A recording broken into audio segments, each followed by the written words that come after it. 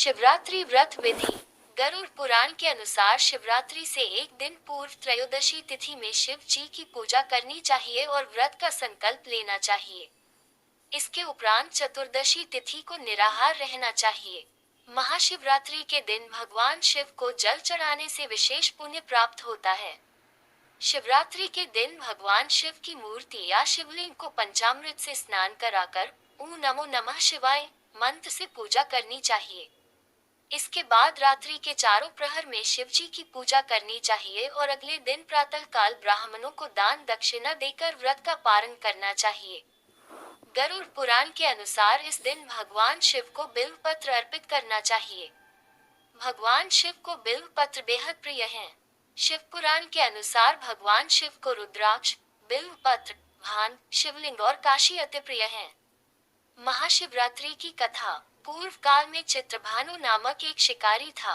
जानवरों की हत्या करके वह अपने परिवार को पालता था। वह एक साहूकार का कर्जदार था, लेकिन उसका ऋण समय पर न चुका सका। क्रोधित साहूकार ने शिकारी को शिवमठ में बंदी बना लिया। संयोग से उस दिन शिवरात्रि थी। शिकारी ध्यानमग्न होकर शिव संबंधी धार्मिक बातें सुनता रहा। चतुर्दशी को उसने शिवरात्रि व्रत की कथा भी सुनी।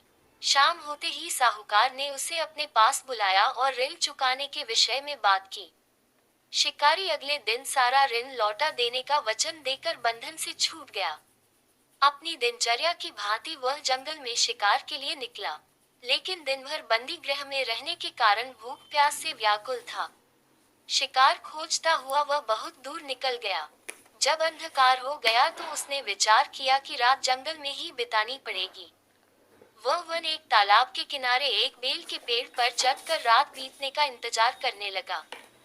बिल्व वृक्ष के नीचे शिवलिंग था जो बिल्व पत्रों से ढका हुआ था। शिकारी को उसका पता न चला। पड़ाव बनाते समय उसने जो टहनियां तोड़ी वे संयोग से शिवलिंग पर गिरती चली गई। इस प्रकार दिन भर भूखे प्यासे शिकारी का व्रत भी हो गया और शिवलिंग पर बिल्वपत्र भी चढ़ गए। एक पहर रात्रि बीत जाने पर एक गर्भिणी हिरनी तालाब पर पानी पीने पहुंची।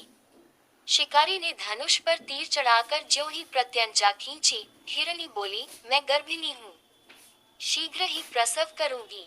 तुम एक साथ दो जीवों की हत्या करोगे, जो ठीक नहीं है। मैं बच्चे को जन्म देकर शीघ्र ही तुम्हारे समक्ष प्रस्तुत हो जाऊंगी, तब मार लेना।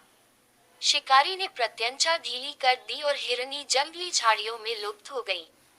प्रत्यंचा चढ़ाने तथा ढीली करने के वक्त कुछ बिल्व पत्र अनायास ही टूटकर शिवलिंग पर गिर गए। इस प्रकार उससे अनजाने में ही प्रथम प्रहर का पूजन भी संपन्न हो गया। कुछ ही देर बाद एक और हिरनी उधर से निकली। शिकारी की प्रसन्नता का ठिकाना न रहा। समीप आने पर उसने धनुष पर बाण चढ़ाया। तब उसे देख हिरनी ने विनम्रतापूर्वक निवेदन किया, हे शिकारी, मैं थोड़ी देर पहले ऋतु से निवृत्त हुई हूँ, कामातुर विरहिणी हूँ, अपने प्रिय की खोज में भटक रही हूँ। मैं अपने पति से मिलकर शीघ्र ही तुम्हारे पास आ जाऊंगी। शिकारी ने उसे भी जाने दिया। 2 बार शिकार को खोकर उसका माथा ठनका। वह चिंता में पड़ गया। रात्रि का आखिरी पहर बीत रहा था। इस बार भी धनुष से लगकर कुछ बेलपत्र शिवलिंग पर जा गिरे तथा दूसरे प्रहर की पूजन भी संपन्न हो गई।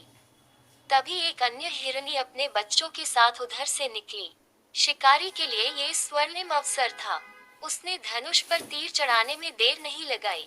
वह तीर छोड़ने ही वाला था कि हिरनी बोली, हे शिकारी, मैं इन बच्चों को इनके पिता के हवाले करके लौट आऊंगी। इस समय मुझे मत मारो। शिकारी हंसा और बोला, सामने आए शिकार को छोड़ दूं, मैं ऐसा मूर्ख नहीं। इससे पहले मैं 2 बार अपना शिकार खो चुका हूँ। मेरे बच्चे भूख प्यास से व्यग्र हो रहे होंगे। उत्तर में हिरनी ने फिर कहा, जैसे तुम्हें अपने बच्चों की ममता सता रही है, ठीक वैसे ही मुझे भी। हे शिकारी, मेरा विश्वास करो, मैं इन्हें इनके पिता के पास छोड़कर तुरंत लौटने की प्रतिज्ञा करती हूँ। हिरनी का दीन स्वर सुनकर शिकारी को उस पर दया आ गई। उसने उस मृगी को भी जाने दिया। शिकार के अभाव में तथा भूख प्यास से व्याकुल शिकारी अनजाने में ही बेल वृक्ष पर बैठा बेलपत्र तोड़ तोड़कर नीचे फेंकता जा रहा था। फटने को हुई तो एक हृष्ट पुष्ट मृग उसी रास्ते पर आया। शिकारी ने सोच लिया कि इसका शिकार वह अवश्य करेगा। शिकारी की तनी प्रत्यंचा देखकर मृग विनीत स्वर में बोला, हे शिकारी, यदि तुमने मुझसे पूर्व आने वाली 3 मृगियों तथा छोटे छोटे बच्चों को मार डाला है, तो मुझे भी मारने में विलंब न करो, ताकि मुझे उनके वियोग में एक क्षण भी दुख न सहना पड़े। मैं उन हिरनियों का पति हूँ। यदि तुमने उन्हें जीवन दान दिया है तो मुझे भी कुछ क्षण का जीवन देने की कृपा करो।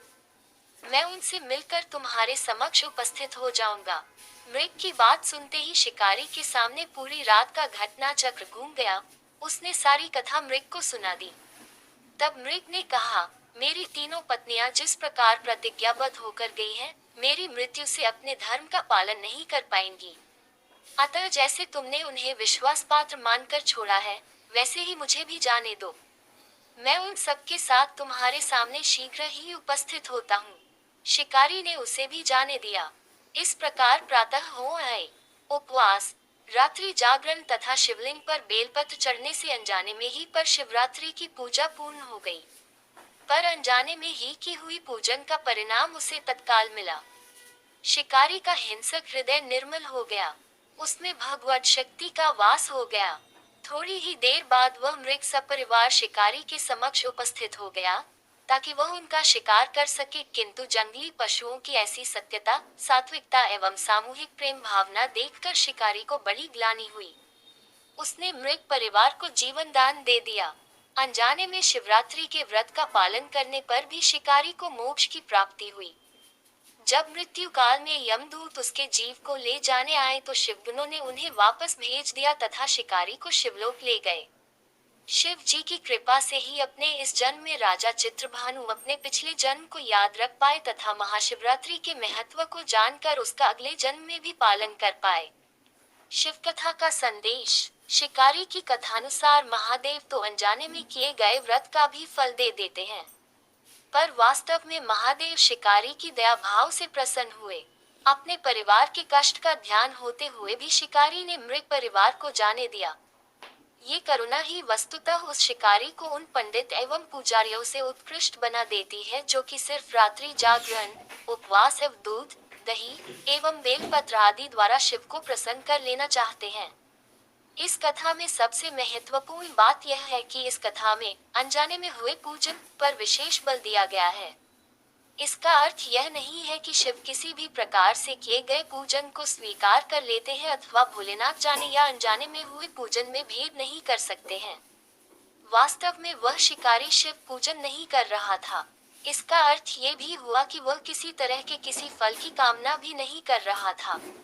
उसने मृग परिवार को समय एवं जीवन दान दिया, जो कि शिव पूजन के समान है। शिव का अर्थ ही कल्याण होता है। उन निरीह प्राणियों का कल्याण करने के कारण ही वह शिव तत्व को जान पाया तथा उसका शिव से साक्षात्कार हुआ।